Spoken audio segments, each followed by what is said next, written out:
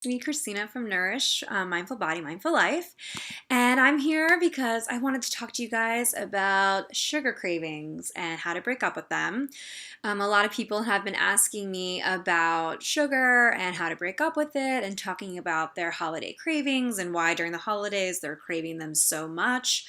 And so I thought it'd be easier to hear from the horse's mouth. I have a blog post all about it that you can look up and read at nourishmbml.com, and you can check that out there. But for more details and also references to studies that I reference and all kinds of good stuff. And you can also join the non-diet tribe for meeting other people who are trying to do what you're doing too, breaking up with those yo-yo diets. So let's talk about sugar for a second. So the truth is, and this is a hard truth to hear, especially if you were looking for a miracle cure. But the truth is, you got to treat sugar cravings like you would like an addiction. Um, in my post, I talk about how sugar is biologically and neurologically just as addictive as any other drug, like nicotine, for instance, or alcohol, or even cocaine. Um, it breaks down how exactly it is and how neurologically it triggers the same type of response as an addiction, and you have to treat it the same way that you would addiction. So my point is, where I'm drum roll getting to it, is you have to stop cold turkey. And this is a hard truth to hear. And in order to stop craving sugar and sweets, you need to stop eating them, period. Um, Even if it's just temporarily to stop eating them so you're not craving them all the time, especially if you started to notice that you want them all the time. I cannot express enough. Just stop. Get them out of your house, get them out, throw them out, do whatever you have to do. Just get them away from you. And it's really hard, especially during the holidays, which is probably why everyone's craving it so much, is because they're everywhere. Every office holiday party is covered with sweets and trays. Every friendsgiving that you go to, there's a lot of sweets and treats and sugars. And even in our foods that we're eating during the holidays, our sweet potatoes and everything has added sugar to it. So it's really important to do the best you can to manage it, and to stay away from it. And so I wanted to tell you a little bit of my own personal experience with how I think about sugar and how I approach it from here on out. And the point is, what I want to say is, I used to be a smoker, and I didn't quit smoking until I decided to stop. And there are so many factors that um, went into how I ended up ultimately quitting smoking. One was that I changed my diet, I changed my relationship with smoking, I changed my patterns that triggered smoking, and all of those same things that I just said apply to my relationship with sugar. Um, but the truth is, if I really sit down and think about how I ended up quitting smoking ultimately, was I just stopped. Um, and this isn't to say that you're never going to have a holiday cookie again or ice cream. And because I still do, I still indulge, and I'm not anti indulging. I'm not anti having a sweet. My point is that if you're having really strong, heavy cravings for sugar, you have to just stop eating them. You have to put it down and stop cold turkey. And it's not easy, it's very hard. But usually, the things that make us happiest in the end are not that easy. Um, and I didn't stop craving sugar, and I still don't stop craving sugar until I just stop and put it away and get rid of it. And that's something that I continue to have to do. I mean, I like ice cream and I like cookies, and but I don't have them all the time. And when I do have them, I have it as an indulgence, and then I put it away. And I don't have a bunch of sweets in my home. That's like when I was a smoker, I used to keep cigarettes in the freezer, just in case. And that didn't work. That didn't help me quit smoking. And it doesn't help you give up your cravings to sugar. So when your friends are saying, "Oh, bring these sweets home, we have so many left over," say no thanks. Or if they really force it to you, give them to a friend or throw them out. You don't need to have it if you don't want to have it. And if it's going to trigger you to start eating them all the time and you can't get away from them, then say no. And this isn't to make it sound like you just have to have willpower. This is so much bigger than willpower, and it's not as easy as it sounds. And that's why I wanted to talk to you about it.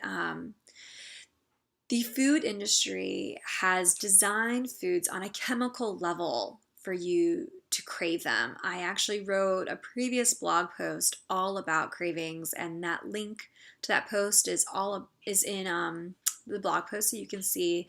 You can click on that at nourishmbml.com, and you can go there and check it out. But the point is that this isn't about willpower. This is really about stopping and learning how to find hidden sugars and how to manage it for yourself, and learning that process for you, because it is individualized. Each person's triggers are different.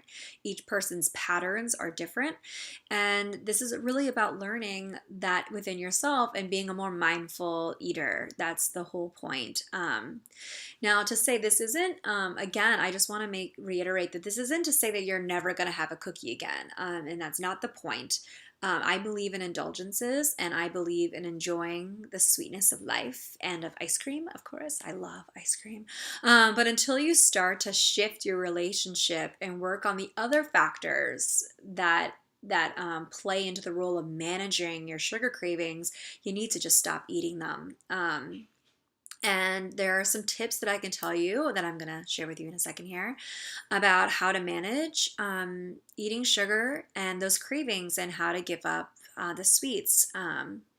But just remember, cutting something out cold turkey and saying, I'm never going to have sweets again is, what's the way to say this? The best way, but ineffective. The reality is, you're going to end up craving it more. You're going to have an unhealthy relationship with them, and that's not what we want. We want to learn what's triggering them for us, how to manage them in a healthy, mindful way, and how to be able to enjoy an indulgence and have a treat as a treat, and not have it spiral into a binge eating, craving, losing your willpower, almost becoming a slave to sugar cravings. That's exactly what we don't want. And all of those pieces play into the puzzle of managing sugar and the cravings that you have for sweets. So one thing I can say is, one, stop cold turkey. And two, when you stop eating cold turkey, start eating more clean, whole foods. When I say that, I mean like eating your vegetables, eating fruits, eating vegetables, eating protein, whether that's animal protein or vegan forms of protein or vegetarian forms of protein. Eat those things. Shop the perimeter of the grocery store and keep your packaged goods limited. This is going to help you balance your blood sugar levels and ultimately help you with your sugar cravings, which is great. And also balancing your meals to have a mixture between protein, fat, and fiber. That's going to keep you fuller longer and help you, again, manage those your sugar levels in your blood. And making sure that you're eating your meals every 3 to 4 hours. Maybe that's a snack that you're having in between your meals and things like that. So that helps a lot. And also, part of that is learning to read the labels of foods that you're buying in the center aisles, in the packaged goods area.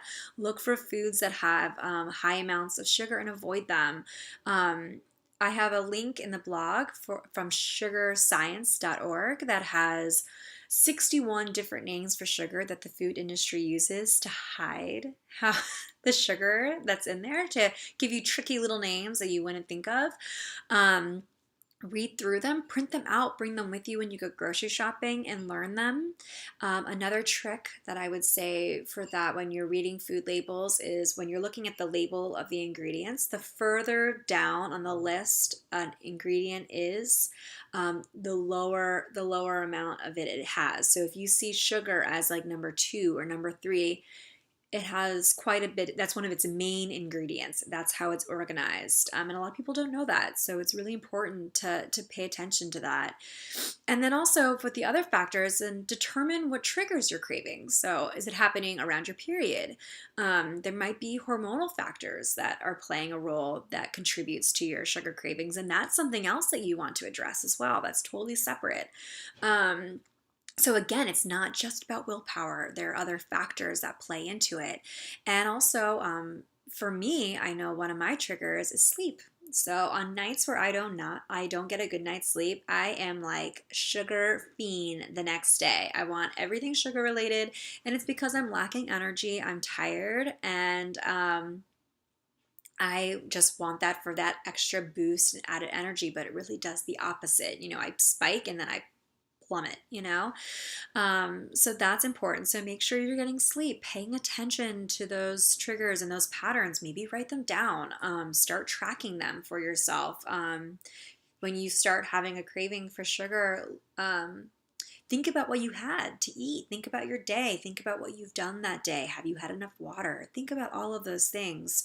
And another thing also, you can consider supplements. Omega-3 is a good one, vitamin D and glutamine. Omega-3 can help with insulin control, which is how that when I think of insulin control, it's really balancing your sugar levels in your blood. Vitamin D, there was actually a study that showed that individuals with low vitamin D levels actually had a what's the way to describe it, had a loss in control of their appetite. So the versus those who had a normal vitamin D level, they actually had that triggered the hormone that managed their appetite more appropriately, which is really interesting. And then also, glutamine is an amino acid that can aid in reducing cravings as well. Again, well, not again, now, I want to stress the importance of, if you're going to take a supplement or you're going to start something like that, please consult your doctor. It's really important. There are interactions with medications and things like that that you might be taking, and also with foods that you want to make sure that you're addressing. So please consult with your physician before you start taking any supplements. But those are my main things that can help you with managing sugar cravings. And I know that this is a hard truth and tough love from me, but it's all in the realm of becoming a more mindful eater, and that's really ultimately what we're trying to do here. Understanding your relationship with foods, understanding your relationship with sugar, and educating yourself on knowing a little bit more about where it's hidden and how to avoid it. And that ultimately is going to lead to you having less sugar cravings and managing it even more. So if you have any questions, I'd love to hear from you. Say something in the comments below. Feel free to email me at hello@nourishmbml.com. And I'd love to hear from you. All right, thanks.